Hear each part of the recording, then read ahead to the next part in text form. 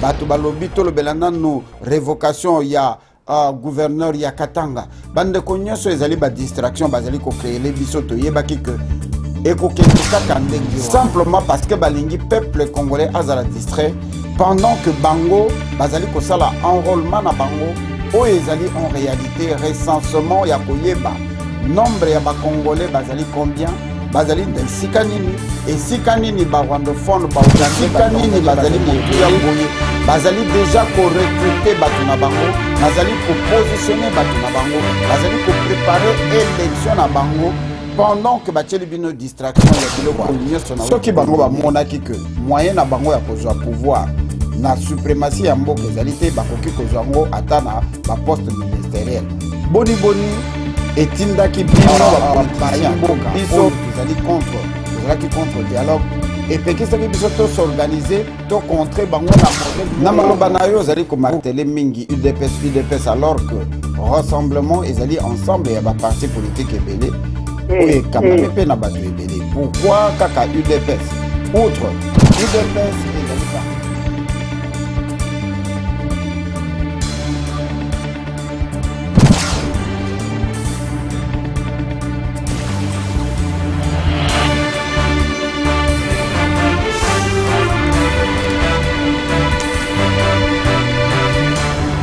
Chers compatriotes, mesdames, messieurs, fidèles de l'émission Éveil Patriotique, et pas ignorant ce bino bozwami, kimia et koka kozala na mabota na bino, tozali ne sengo ya kozonga lisusu et pas na bino avec tout le respect possible. Tozwa ki ba message na bino nyonso, tozwa ki ba coup de fil, tozwa ki ba email, tozwa ki ba texto, bato bazala ki inquiet, ba koma ikotuna est-ce que Éveil Patriotique et Kangi, to Éveil Patriotique ezali toujours.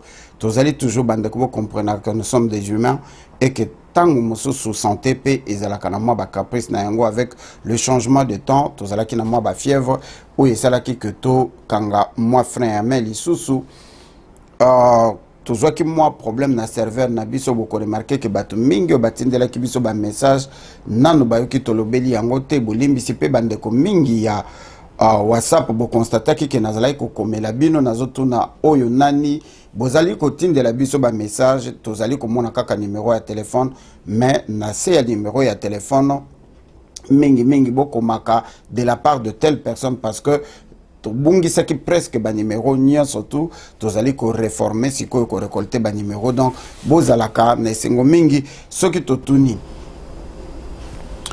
na masolo ya lelo bolimbisi na kozala ngai moko te na kozala na ndeko na biso Mbelo Lisaliko Wenda oyo azali ancien diplomate to diplomate de carrière spécialité na ye ezalaki droit public international bino moko boyiki na droit public international to yambi lelo ameka kobetela biso masolo to meka nan ko pasola poke na situation ya Congo pona nini to lobi boy mingi na kati ya mboka na biso bayi politique bazalaka na habitude ya ko tanga la communauté soi-disant internationale ou ezalaka club ya les pays occidentaux et le bande de Konabiso Kelvin Maïzo ezalaka vraiment communauté internationale mais tolo banane. Nous avons été reçus par les décideurs ont dit, nous avons été voir les décideurs, nous avons reçu les décideurs et pesa na mentalité ya Congo que Congo na biso ezalaka ya biso te to ba kambi ya bamboka na biso bazalaka ba marionnette ya soi-disant communauté internationale et loko nini esalaka ke mboka na biso makambo nyonso depuis Mobutu akenda esalamaka na communauté internationale nde bayaka komemela biso bino moko bolandi ba corps oyo tozali ko vivre na yango lelo et yaki kaka na sima ya soi-disant communauté internationale liboso tokota na modindo ya masolo na biso tobandaka ko présenter ba condoléances na peuple congolais nyonso azali kokufa na Kasai na Beni na Bandundu partout dans le Congo peuple congolais akufa na place ya Banzinzi na mboka na biso moto akufa na place ya Nzinzi plus de 600 cadavres sont enterrés dans chaque cimetière que le week-end.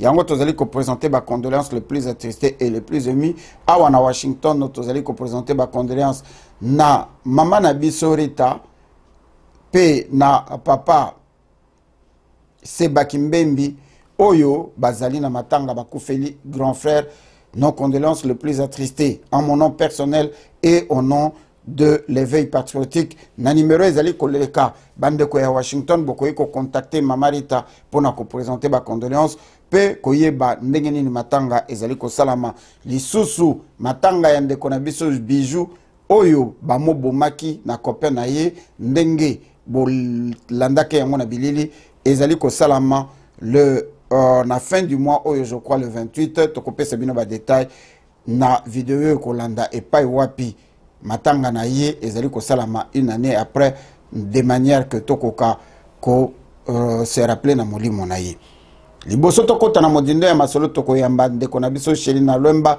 na epai na Beni ndeko Sheli na Wemba pesa biso na température ya situation politique na East ya Congo ezali nini peuple na East ya Congo alobi nini banda makambo oyo ya Senko eshuaki telelo toyoki binote malobe pai na yo.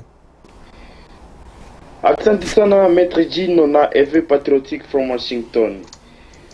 Hali imeendelea kuwa tete leo nchini nzima DRC kutokana na mshtumo wa viongozi wa vyama vya upinzani waliomba raia wabaki makao yao wasifanye lolote kumshtumu na kumomba kwa haraka Joseph Kabila asahishe mkataba ya maaskofu ya Sengo iliyoendesha kwa Kinshasa, na wakimstumu kwamba Joseph Kabila ndiye amekuwa chanzo ya ukosefu wa usalama na ndiye amekuwa kifuli ama blockage kuhusu mazungumzo iliyoendesha huko na maaskofu ili amani iboreshe nchini mote. Na hivi sasa hakukuwa hata lolote ambalo limeendesha huko kwetu Beni, Butembo na Goma na Kinshasa. Hata katika zingine jimbo zote hakukuwa kazi lolote, ili wakiomba Rais Joseph Kabila afanye kwa haraka ili atimitishe huo mkataba wa maaskofu, ijapo vyama tawala vinawashutumu wapinzani kwamba wanaendelea kusukuma raia katika mambo yasiyo na maana. Asante sana Maître Jean na EV Patriotic avulante. Bande kondenge to kolanda epai na ndeko na biso Sheli na Lwemba bino moko bo comprendre que bande konabiso ya ba congolais mingi bazalaki ko kanisa que solution ya mboka na biso ekouta na dialogue. Bande ko mingi babosani constitution nyonso likolo ya ba soi-disant politiciens. Et ça fait mal ya komona ndenge lelo yo tozali ko loba bande konabiso mingi bazali ko kanisa que solution ya Congo passe ya kosila kaka soki ba nommé premier ministre, alors que basi ba nommé mibale opposition congolaise ezali kaka kobundela poste ya premier ministre. Banda époque ya Mobutu ba nomma ba premier ministre combien ba trouver solution nini ti Mobutu mikendela opposition premier ministre etikala kosala elokote. Bande koboye bandaki kolobangai lelo to yambi ndeko na biso Mbelo. Papa Mbelo oyo azali ancien diplomate de carrière oyo spécialité na ye to witi kotanga yango awa azalaki spécialiste ya droit public international tokosolola na ye mwa moke makambo nini tokosolola na ye awa tolingi tosala nano rétrospection. Bandeko mingi bakomelaki biso tolobela likambo ya ba passeport oyo ese lobami na internet mobimba. Bandeko balobi tolobela nano likambo ya révocation ya Kanyama. Bato balobi tolobela nano révocation ya gouverneur ya Katanga. Bandeko nyonso ezali ba distraction bazali ko créer les biso to yebaki que ekokende kaka ndenge wana. Simplement parce que balingi peuple congolais azala distrait pendant que bango bazali kosala enrôlement na bango oyo ezali en réalité recensement ya koyeba nombre ya ba congolais bazali combien bazali na esika nini ba rwandophone ba ougandais ba tanzanien bazali ebele esika nini bazali motu ya boye bazali déjà ko recruter bato na bango bazali ko positionner bato na bango bazali ko préparer élection na bango pendant que bacheli bino distraction ya biloko nyonso na witi ko énumérer ao. Na yango biso to décider to sala na nous rétrospection. Elingi kolobaki na situation nyonso muto akomaka balobaka il faut ozongata moi quelque part na sima po sauter malam.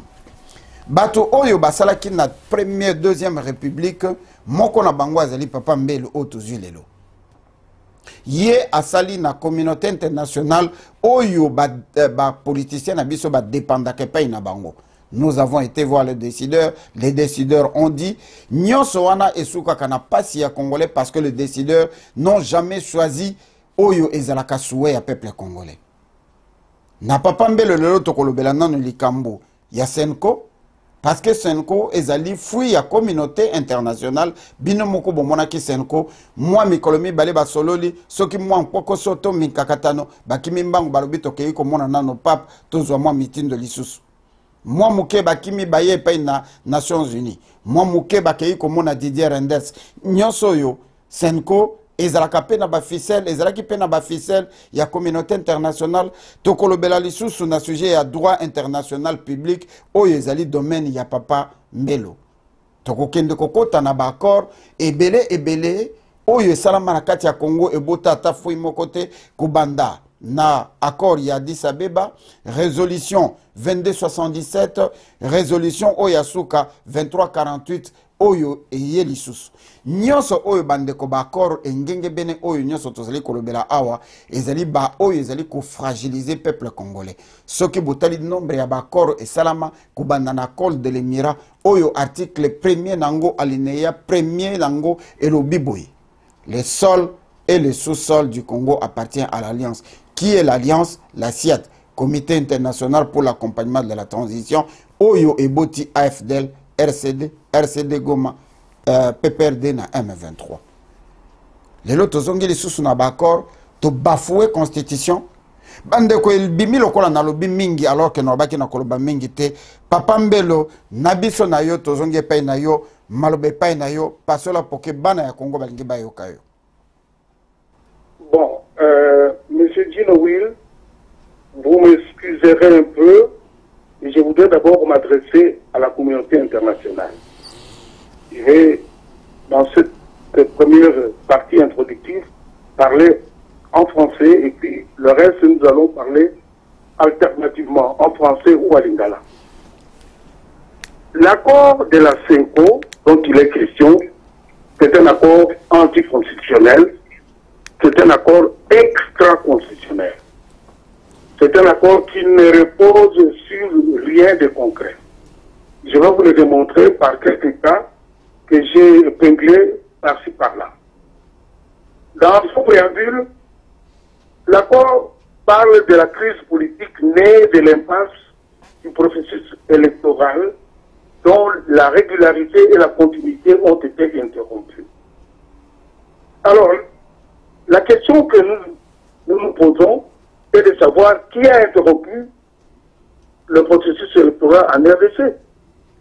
La communauté internationale le sait. L'OUA, l'Union africaine et l'Union européenne le savent. C'est lui qui a interrompu le processus électoral et bel et bien identifié. Il s'appelle Joseph Kabila. De ce nom d'emprunt de Joseph Kabila. 2. L'accord parle de la recherche de l'inclusivité. Oui. Ils disent que voilà, comme l'accord du 18 octobre 2016 signé par leur signataire présidé par Edem Kodjo, n'est pas un accord inclusif. Alors il faut un accord inclusif où tout le monde devra participer à cet accord. J'ai épinglé au chapitre 1er d'abord de la période préélectorale et électorale. Il n'y a aucune précision sur les dates. Déjà, un deuxième hiatus qui se pose à cette question. Dans le chapitre 2, on parle du réseau de la Constitution. Quelle Constitution? La Constitution ne nous dit pas qu'il faille d'abord procéder à un dialogue avant d'aller aux élections. Et se poser une question où les élections, la convocation du corps électoral devait se tenir le 19 septembre 2016, où les élections devaient avoir lieu, et que le 19 décembre 2016, Kabila devrait quitter le pouvoir. Or, dans le chapitre 2 de cet accord, rien n'est précisé. Ces gens n'ont jamais été mandatés par le peuple. Le peuple ne savent même rien de tout ça. Le peuple attend de l'application ou faire son exercice de l'article 63 et de l'article 64 de la légitime défense conduisant au soulèvement populaire pour chasser le pouvoir d'occupation. Alors, tous ces points relevés par-ci par-là, et même au chapitre 3, où l'accord fait une relecture sur loi de la Constitution. C'est-à-dire que on prétend que la Constitution a été violée. Ils veulent réajouter quelques dispositions qui ne correspondent pas à la réalité des choses. Je voudrais préciser ceci pour dire à l'Union européenne, à l'Union africaine, à l'ONU, aux États-Unis, au gouvernement de la Grande-Bretagne, de la Belgique, de la France. Messieurs, vous êtes en train de soutenir l'insoutenable. Vous êtes en train de soutenir un accord biaisé, un accord qui ne repose sur aucun principe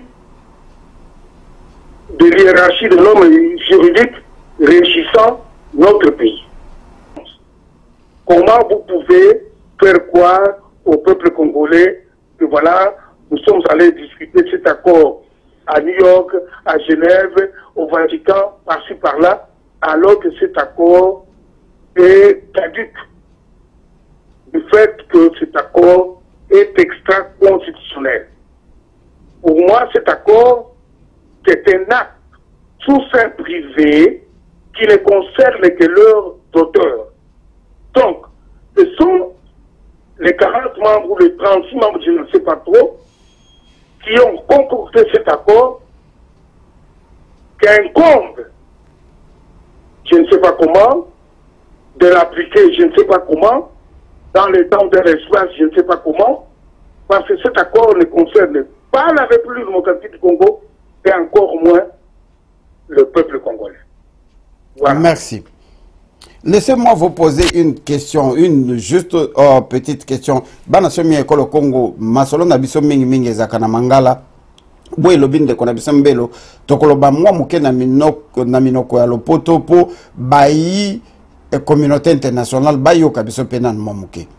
Monsieur Mbelo, vous venez juste de marquer quelque chose qui a attiré mon attention. Vous accusez indirectement ou directement la soi-disant communauté internationale, tout en sachant que ce gens-là étaient calmement chez eux, s'il faut le dire, entre guillemets, quand en 2014 déjà, la classe opposante congolaise s'est réunissée en catimini avec l'occupation congolaise conduite par Hippolyte Kanambala Joseph Kabila au nom de la communauté internationale pour chercher un certain dialogue, alors à l'époque il n'existait pas. Le peuple congolais était en train de scander des slogans demandant le départ de Kabila le 19 décembre, pas autre chose. Pendant ce temps, les politiciens, que vous êtes une des personnes, vous vous êtes mis ensemble avec l'occupation pour demander un soi-disant dialogue qui y a donné naissance à ce que nous allons évoquer ici, les accords d'Addis Abeba, la résolution 2277, la résolution 2348 et bien d'autres accords qui ont amené au dialogue de Kanchachi avec Ojo qui a échoué et le dialogue de la Senko aujourd'hui que vous accusez la communauté soi-disant internationale d'être l'auteur ou d'avoir fait le mal de reconnaître cet accord qui est un accord bidon, qui est un accord complice vis-à-vis de la population congolaise. Vous ne pensez pas que vous êtes en train d'accuser en vain la communauté internationale au lieu de tirer les oreilles de tes compatriotes ou tes collègues politiciens? Bon, voilà. Ce qui s'est passé,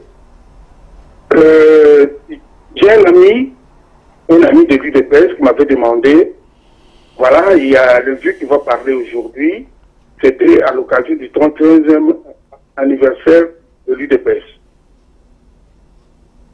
J'ai été surpris d'entendre par la voix d'Étienne Tshisekedi, disant que voilà, le peuple demande le départ de Kabila, mais nous allons aller au dialogue avec lui. J'ai été stupéfait. Or, nous ne savons pas ce qui s'était passé. Et maintenant, avec l'interview de Joseph Kapika, tout s'éclaire. Les masques sont tombés. La communauté internationale, voyant le danger d'un soulèvement populaire, voyant que le pouvoir ou la mainmise sur les matières premières de notre pays va leur échapper, sont allés chercher les nègres de service pour parer, pour étouffer dans l'œuvre les velléités du peuple congolais pour le soulèvement. Vous le savez très bien. Ils sont passés, ils sont allés voir Tshisekedi, qui lui n'est juré que sur les décideurs, ses amis les décideurs. Alors, ils ont inventé une réunion à Genval. Bon, avant Genval, il y a eu Ibiza, etc., etc. Ibiza, Paris. Or, déjà à partir de Ibiza, Etienne Tshisekedi avait accepté que Kabila devait rester le président de la République pendant la période du glissement. On ne le savait pas. Et l'interview de Joseph Kapika nous éclaire, nous donne vraiment la réalité des choses, ce qui s'est passé. On a découvert une très haute trahison de la part du leader de l'UDPS. On a utilisé la popularité de Etienne Tshisekedi pour étouffer les velléités du peuple congolais au soulèvement populaire. On a utilisé la popularité de Etienne Tshisekedi pour maintenir Kabila au pouvoir.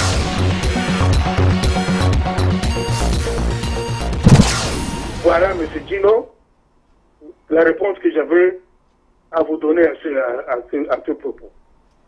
Merci Mingi. Merci, chers compatriotes, mesdames, messieurs, vous êtes en direct de l'éveil patriotique. Je vois déjà les réactions de gens. Vous me posez beaucoup de questions. Je ne peux pas lui poser toutes ces questions. Comme d'habitude, Lelo Tozali, Toyambiye, Amekako Pasola Poke, Nabakalite Nae, ya Moussala Oyoye Asala, étant que ancien diplomate, Amekako Limbole Labiso, Mouamouke, Nenga Witikoloba, Makambo, Oyitali Senko, Naba Oyo, Bazali ko maîtriser Minoko, ya Mondelete, Ameki Kolakisa que accord ya Senko, ezali complicité contre le peuple congolais, parce que le peuple congolais abandaki kozela ba accord te, peuple congolais azali kozela application, ya mandat, ya constitution bolimbisi, pe kosila ya mandat, ya Kabila le 19 décembre 2016 au Elekaki, ekutaki kaka makila ya bana ya Congo.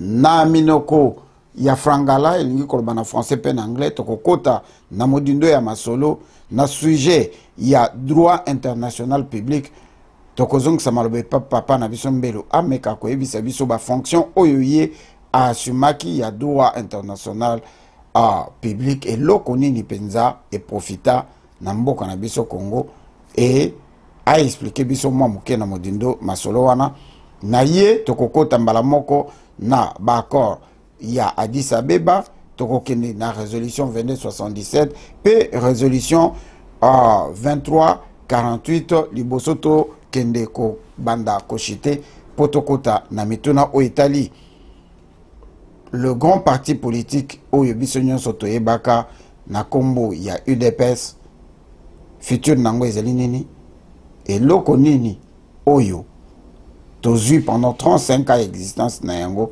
lelo ekomi kowela pouvoir comme d'habitude na époque ya Mobutu ezalaka kaka poste ya premier ministre restructuration ya diaspora congolaise ndenge nini bazali kobongama epai na epai pona kolozwa relève na kati ya classe politique pour de manière que tokoka kozwa une nouvelle classe politique naissante oyo ekokiko remplacer na institution ya gouvernement de l'occupation. Papa Mbelo, tozonksi malobe pa inayo. Ok, merci.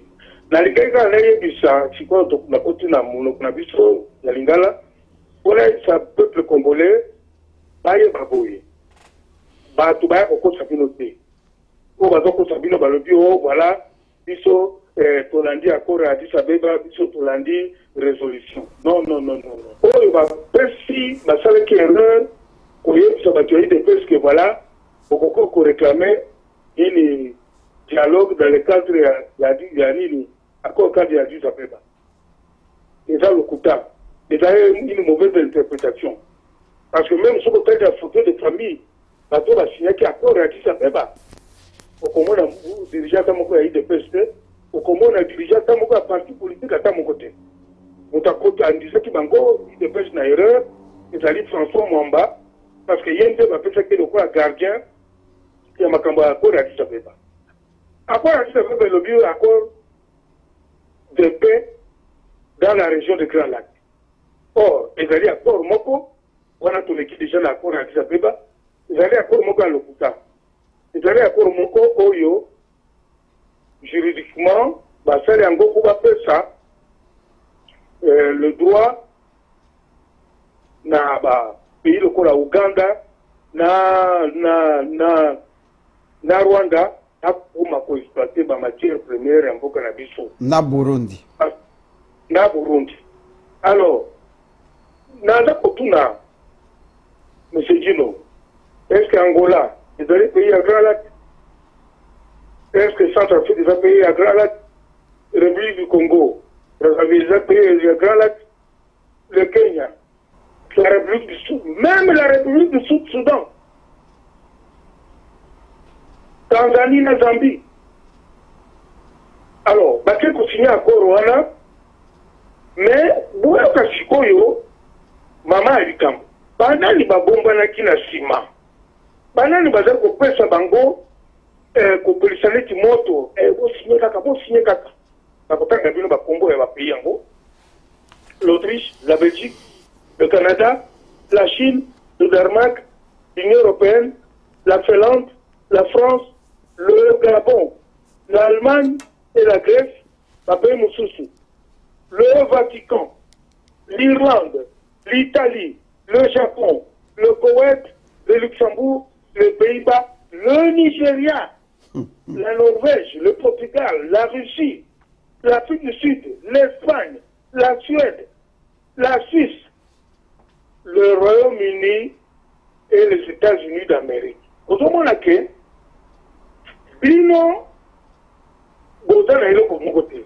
Bozana pouvoir être à mon côté. Parce que je allez, Bonia, Sangada, Tala, beaucoup de signes à Courboulé, beaucoup de Sabatou, les petits accords au Mogoya Pé, au Pobiso, tout capé, tout Bandaboya, Koyiba. C'est ce qu'on appelle le vice caché de la chose. Alors, un accord, vous avez comporté la vice caché de la chose, et ça accord Moko nul, et de nul effet en droit, et ça accord Moko Kati.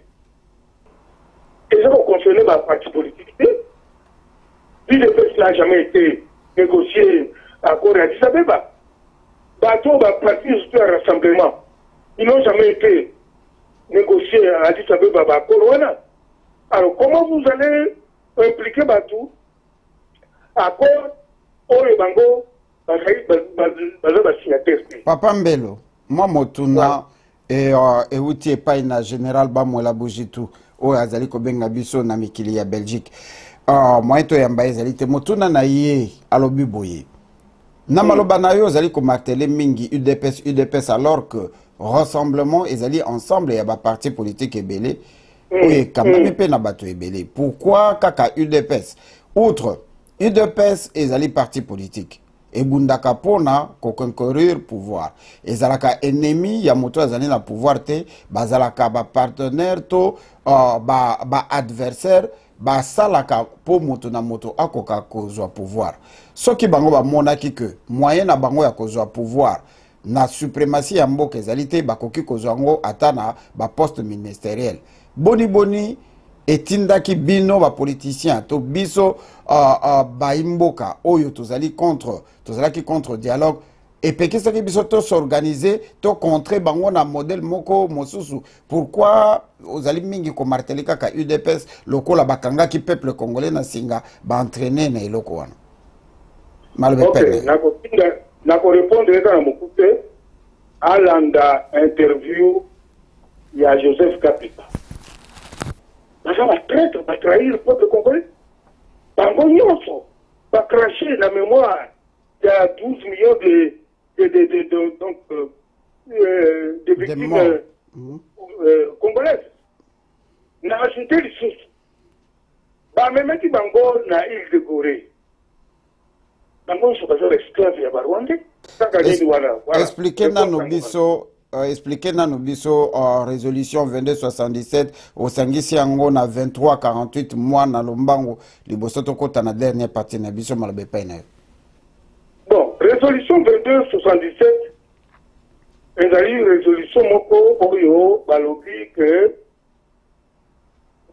parce que bamona ki ke na accord a dit apeba moi ba inclure makambo ya dialogue ezalaki te. Les mêmes au pays où on a tangi yo à États-Unis banane ba dit que non na eloko ya accord a dit apeba et ko simbate. Alors yambona ba évoquer nini parce que somba résolution à la carte.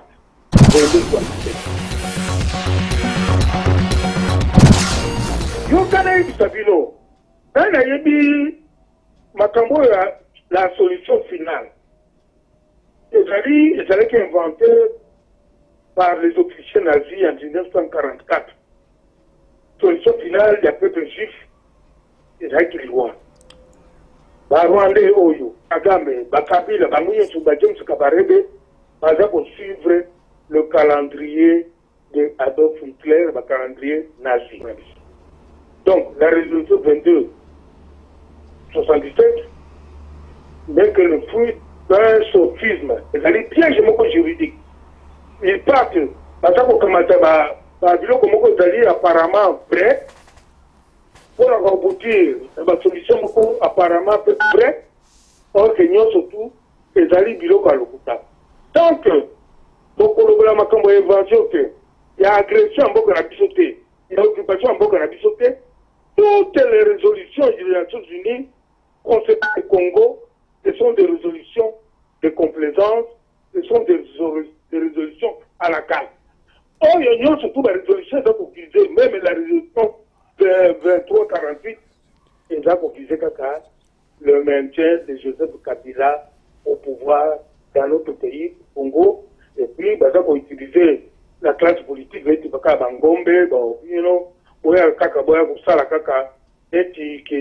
le pays, jeu démocratique dans le pays, alors que les alliés, un pays sous occupation, nos politiciens sont devenus des esclaves des Rwandais. Voilà. Merci mingi papa Mbelo zali ko mona na kozeli vraiment na mingi ya koloba metango sala kabiso toujours mobulu chers compatriotes mesdames messieurs fidèles de l'émission Éveil patriotique lelo tozali na écho du patriote et pas wapi to yambi papa Mbelo azali diplomate de carrière peu spécialité na ye ezali makambo etali droit public international ayebi mwa muke makambo ya droit boyoki mbino moko na maloba na ye ezali kokamwa na mboka oyo tobeta batolo ebele ya ba universitaire na droit bazali ba docteur na bato bazali na ba diplôme ya droit bazali mais bazali kosakana na mboka na biso na sima ya ba article na sima ya ba résolution. Papa Mbelo tozong selio maloba na moi 6 minutes etikali na kokende koshite meka koyebisa biso na nyonso oyo zali na kati ya diaspora observer classe opposante to observer classe politique opposante aux Israéliens na kati ya diaspora ndenge fonctionné durant les 3 dernières années ndenge ba mobiliser peuple congolais oyo a terminé na kati ya diaspora oyo a memi moto na kati ya Congo oyo a memi prise de conscience na sima ba émission to salaka na peuple congolais ndenge nini le même peuple oyo azali na kati ya diaspora a mis place qui derrière les hommes politiques oyo tozali kobenga oyo ba soi-disant politiciens congolais oyo balakisi médiocrité na bango oyo basali la honte des hommes politiques dans le monde diaspora et Kweinzela Moko na bango. Est-ce qu'il y a une façon, une manière où yotokoki kokende pona ko restructurer combat na biso na kati ya diaspora et longo na bino ba politicien malobe pa na yo? Bon, na ringa na lo baboye na regretter mingi que combat ezalaki uni et ko beba à partir ya makambo ya oyo likati na Jean-Val makambo wa rassemblement comme un groupe na groupe lelo boye ngai naza koloba naza kozonga lisusu Tshisekedi est un homme public, il a droit d'être critiqué. Dans ce que la moni du Kabouza, ils ont autant de la tête à critiquer. La France, les lots, jusqu'à le lot, a critiqué le maréchal Pétain. Makambo Yassala pendant l'occupation. Donc, merci. On s'attend à la solidarité, c'est très difficile pour s'en aller sous. Solidarité est très difficile pour tout sangana lisusu oyo maloba papa mbelo mais tokoki kozala ba pessimiste te totikala optimiste parce que ceux qui to sala ki tokoki lisusu kosala bana somi ekolo Congo nazali ko rappeler bino que bande ko mingi na kati ya diaspora batikali toujours en action na koki kotanga lokola bande ko na biso ya CCPD bande ko na biso ya RCK ya unique plateforme ezali en États-Unis Congo Telema Congo Génocide Action oyo kambami na Jacques Matanda mamboyo kudia kubanza tozali ko senga na bande ko oyo nyonso bazali na ba plateforme lokola VIP et pas ya diswe mais pe belé moyena tanga bino nyonso ezali te bon mekana nous ko se restructurer sikoyo toti kanano ba appartenance na ba parti politique toti kanano ba appartenance ya ba classe sociale na biso toti kanano ki fanatisme auto kangami na yango ekotati na kati ya l'église pasteur akoma na pouvoir koleka nzambe ekota na kati ya équipe ya football président ya équipe aleki kutu entraîneur na valeur donc ba Congo ekiti makasi mingi na degré moko auto zali kokoka koyeba te. Les loyo to tikali na kati ya diaspora to moni oyo la classe politique décevante oyo e witi kolaksa biso que bango babundi na sima ya peuple congolais a pesi bango confiance le bas maréchal Mobutu Sese Koko Ngwendu peuple congolais a pesi bango confiance mais ba memi biso malembe pona partage ya pouvoir le premier ministre déjà mibale ba nommé n'est-ce pas il y a 106 jours mais la classe oyo bazwina nous occasion ya kokende kolia na majorité bazali toujours ko s'opposer au détriment ya peuple congolais oyo azali kokufa na Kasai ba witi ko découvrir au moins Nations Unies et witi ko sala déclaration le lobo ko mona yango na TV5 p na ba média mususu près de 40 fausses communes ezali kaka kokola biso tozali ko wela ba poste. Merci Mingi, maître Tino Will Naïve patriotique, la représentant Maloba, Nambala Liboso. Donc, dans le Gaïda Naloba Boui. Peuple congolais, Makambo Ngana Soloba, Nalsolobe la classe politique Mokimba. La politique a parti mon côté. Ce qu'on a insisté sur un parti politique, c'est parce que la révélation Oyo, tout ça est grave, Jango Moutou, pour la plupart des membres sont dans la situation tout ça. Ils ont la PPRD, ils ont la G7, ils ont la IDFS, ils ont la dynamique de l'opposition. En politique, ils ont pris à leur mission. Peuple Bakanisa Kike, Bango, Bango, na changement, on va Bango, battre l'exercice dans Bango, légitime l'article 63, l'article 64, on a sur le moment pour tout bien dans la Bapaya, mais Bango va se faire en côté, Bango va créer des cours, on fait ça au Mopaya, avec qui, comme on l'a landaillé, on a nommé Bango premier ministre à l'Ocodélé. Merci. Communauté internationale, il y a surtout que Kagame est criminel, mais Bango Bazoko Yambaye. Yangwana, dans ce qui est là, Awa, botu na bamituna na bino na pesinga bino email na ngai mbelo robert@yahoo.fr. Numéro de téléphone na ngai 0044 74 057 30 256. Nakanisi Maître Dino akorapele pe bino nini ba numéro na ngai nyonso nakasi akotia yango pe na nini na filigrane la émission to kosala.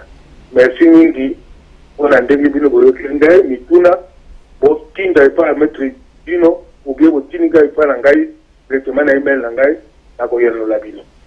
Asante sana.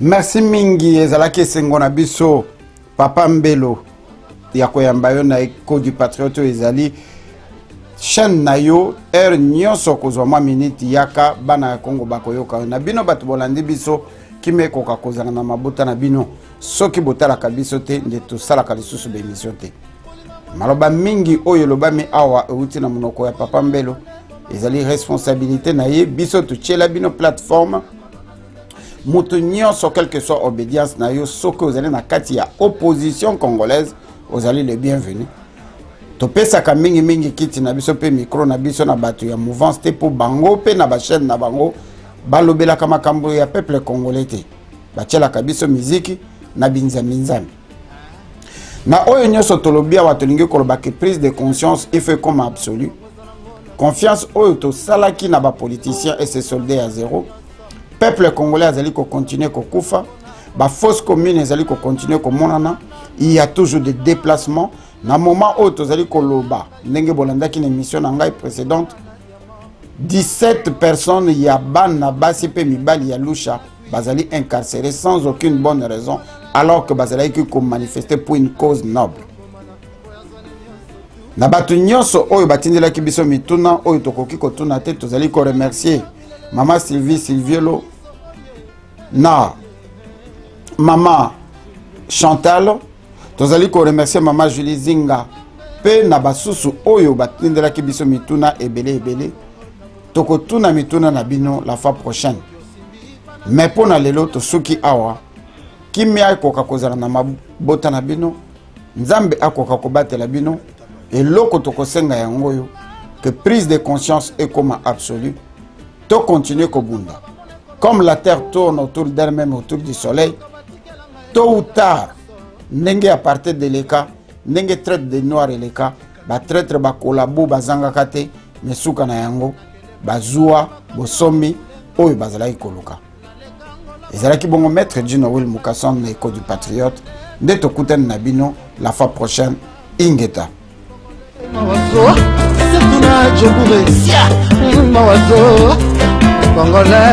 Congolais, mawebele Chandi meta la venue, j'ai mon cœur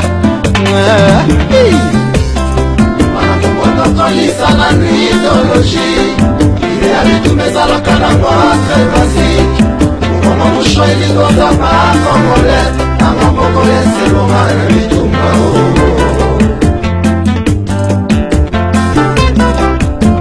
Kolona commission de guerre Mamela kotomoto kute commission de guerre Mana komoto yokana wae Nilibize komote tosangisa ngoe Mendele ya sole sendele ya moka totomo lambo